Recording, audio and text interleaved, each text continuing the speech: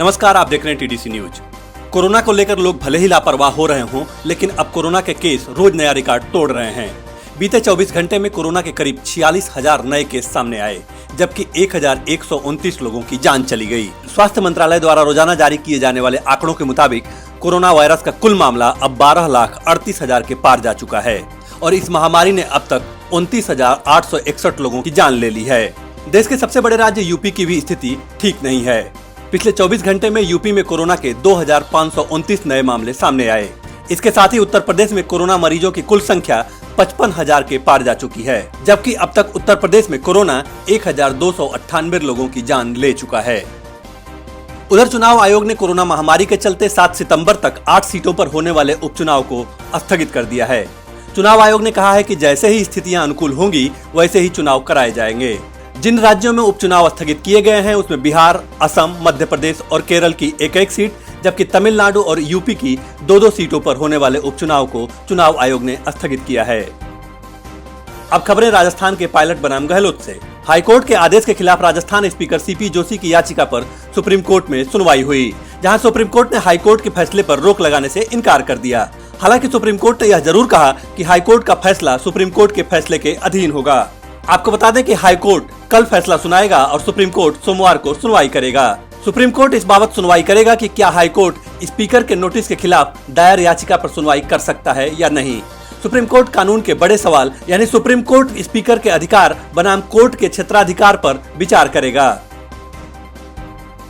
उधर राजस्थान में इस बात की अटकलें तेज हो गई हैं कि सचिन पायलट नई पार्टी बना सकते हैं, क्योंकि सचिन पायलट जिस तरह बीजेपी में नहीं शामिल होने की बात कह चुके हैं, उसके बाद पायलट के पास क्या रास्ता बचा है, इसे लेकर राजस्थान के सियासी गलियारों में चर्चा है कि पायलट नई पार्टी बना सकते हैं।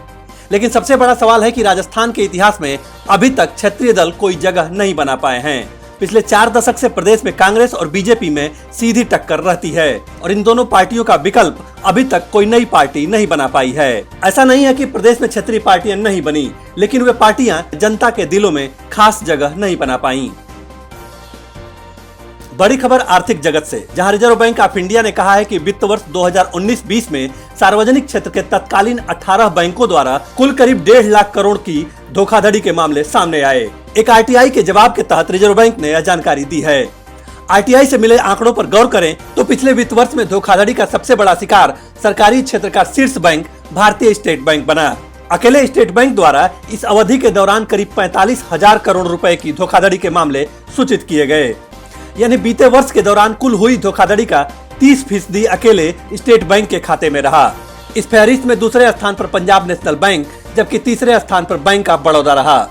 आपको बता दें कि पिछले साल सिलसिलेवार तरीके से हुए एकीकरण के बाद देश में सरकारी क्षेत्र के बैंकों की संख्या फिलहाल अब 12 रह गई है। उधर आरबीआई के मोनेटाइजेशन पर पूर्व गवर्नर रघुराम राजन ने एक बार फिर से चेताया है। रघुराम राजन ने कहा कि कर्ज लेकर आरबीआई कब तक सरकार को उधार देगा। उन्होंने कहा कि आरबीआई बैंकों से कर्ज लेकर सरकार को उधार दे रहा है। रिजर्व बैंक के पूर्व गवर्नर रघुराम राजन ने कोरोना संकट के समय रिजर्व बैंक द्वारा मोनेटाइजेशन प्रोग्राम पर सवाल उठाते हुए कहा कि इसकी बड़ी कीमत होती है और यह समस्या का अस्थायी समाधान नहीं हो सकता है। राजन ने कहा कि आर्थिक नरमी के बीच केंद्रीय बैंक अतिरिक्त नकदी के एवज में सरकारी बांड की खरीद कर रहा है और अपनी देनदारी बढ़ा रहा है। इस पूरी प्रक्रिया में वह बैंकों से रिवर्स रेपो दर पर कर्ज ले रहा है और सरकार को उधार दे रहा है।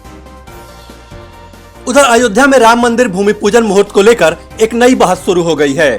5 अगस्त को अयोध्या में होने वाले भूमि पूजन को द्वारका शंकराचार्य स्वामी स्वरूपानंद सरस्वती ने अशुभ बताया है, जिसके बाद अयोध्या के संत भड़क उठे हैं और उन्होंने स्वामी स्वरूपानंद सरस्वती को शास्त्रार्थ की चुनौती दी है। अयोध्या के संतों का कहना है कि शंकराचार्य स्वरूपानंद सरस्वती यह सिद्ध करें कि भाद्र पक्ष की भादो अशुभ होती है। भादो में भगवान श्री कृष्ण का जन्म हुआ था और यह संपूर्ण मास शुभ होता है। जिस माह में देवता अवतार लेते हैं उस माह को शुभ माना जाता है। संतों का कहना है कि प्रमुख रूप से 2 अवतार होते हैं, एक राम अवतार, दूसरा कृष्ण अवतार। राम अवतार चैत्र में हुआ था, इसलिए चैत्र का संपूर्ण मास शुभ होता है, जबकि भादो में भगवान कृष्ण ने जन्म लिया था, इसलिए भादो का भी संपूर्ण मास शुभ है। इस माह में सभी ग्रह नक्षत्र अनुकूल होते हैं, लिहाजा इस समय किए गए सभी कार्य को शुभ माना जाता है।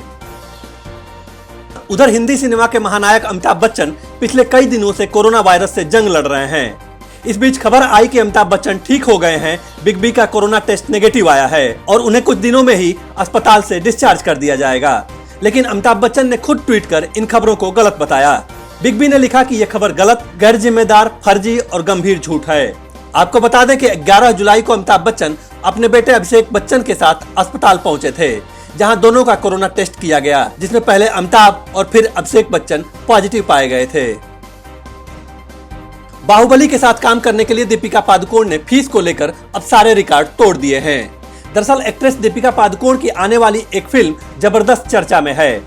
इस फिल्म में दीपिका बाहुबली नाम से मशहूर हो चुके अभिनेता प्रभास के साथ नजर आएंगी, जिसमें मीडिया रिपोर्ट का दावा है कि दीपिका पादुकोण ने तगड़ी फीस चार्ज की है।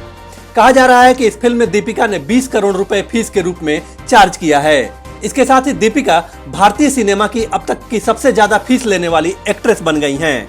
आपको बता दें कि फिल्म पद्मावत में दीपिका पादुकोण ने ही सबसे ज्यादा 13 करोड़ रुपए फीस लेकर रिकॉर्ड बनाया था।